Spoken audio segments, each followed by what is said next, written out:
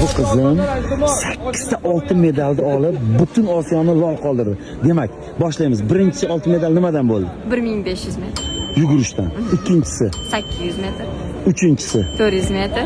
to'rtinchisi, 200 metr. beshinchisi, 100 metr. oltinchisi. Yadro uloqtirish. Boshqa turda ham qatnashdingizmi? Yettinchisi, Balandlikka sakrash. ya subhanalloh. Sakkizinchisi. Uzunlikka sakrash. Ya ana murabbiylar keldilar. Akajonim Muxtorxon aka, qarang, 8 ta oltin medal. Butun Osiyo haligi lol qolgan bo'lsa kerak, xudo xolasa qizimizga. Ko'z tegmasin. Hammasi muhtaram prezidentimizni sportga berib turgan imkoniyat natijasi. Rahmat. Sizlarga ham kattakon rahmat. Ota yo'qolgan keldi. Ana. Assalomu. Tabriklaymiz.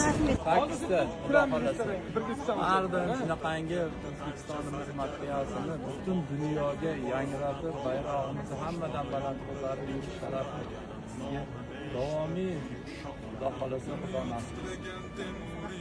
Menga aytgan murabbiylar, yugurishdan bizdan sportchi chiqmaydi, bizning genimizda yo'q degan. Mana Chiroyliligini qarang. 5 ta disiplinada.